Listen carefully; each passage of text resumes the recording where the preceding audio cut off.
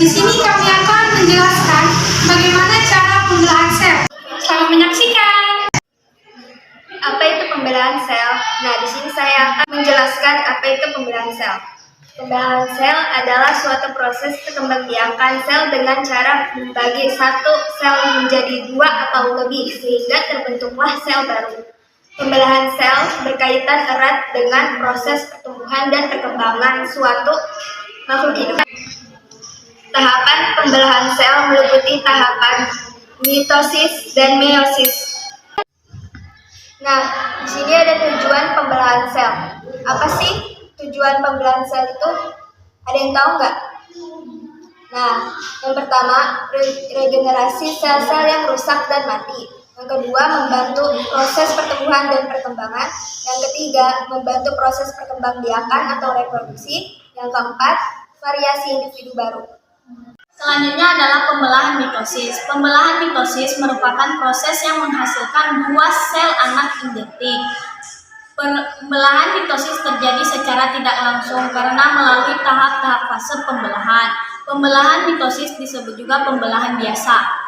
Selanjutnya adalah pembelahan meiosis. Meiosis merupakan pembelahan sel yang menghasilkan 4 sel anak, di mana pembelahan sel tersebut terjadi pengurangan jumlah kromosom. Selanjutnya ada tahapan-tahapan pembelahan mitosis. Di antaranya tahapan tersebut ada propase. Propase ciri-cirinya adalah kromosom mengerut dan mulai menambah. Lalu terlihat dua sister kromatid dan kromosom tanpa dua rangka. Dan selanjutnya terdapat benang gelendong yang mulai terbentuk. Selanjutnya metafase. Ciri-ciri dari metafase terdapat benang-benang gelendong yang mulai menjadi jelas. Lalu kromosom berbaris pada bidang editor dan steromer membelah dan masing-masing kromosom menjadi tunggal. Selanjutnya ada anapase. Terdapat ciri-ciri dua sister kromatid bergerak-gerak kutub yang berlawanan dan terjadi penyebaran kromosom dan DNA seragam dalam sel. Dan selanjutnya ada telopase. Telopase ini terdapat ciri-ciri benang-benang gelendong mulai menghilang, lalu selaput inti dan nukleus terbentuk kembali, dan sekat sel terbentuk kembali dan sel membelah menjadi dua sel anak. Selanjutnya yaitu tahap-tahap pembelahan sel meiosis terbagi menjadi dua, yakni meiosis 1 dan meiosis 2. Kedua tahapan tersebut dibagi lagi menjadi beberapa tahapan, yakni sebagai berikut.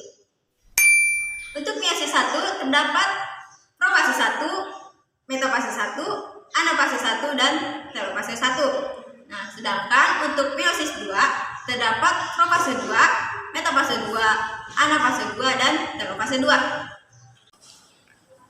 Untuk tahap pembelahan meiosis 1 terdapat profase 1 dan terdapat juga beberapa tahap. Yang pertama liptoten yang merupakan tahap pengumpulan kromosom, zigoten yang merupakan tahap kromosom memendek dan berpasangan, dan yang terakhir yaitu diagnesis memendekkan kromosom mendekati maksimum.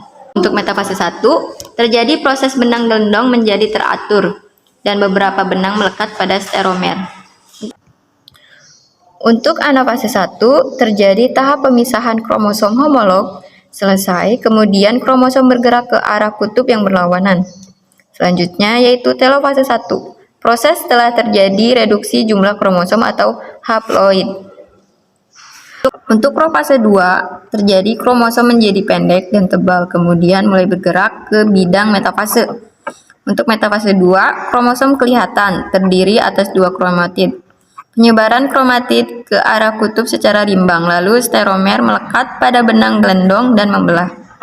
Untuk anafase 2, steromer dari masing-masing kromosom telah membelah dan kromatid telah memisah dan menjadi satu kromosom.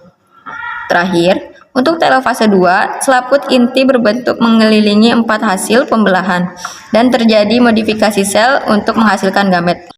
Nah, mungkin cukup itu saja yang dapat kita presentasikan. Kurang dan lebihnya mohon maaf. Wassalamualaikum warahmatullahi wabarakatuh.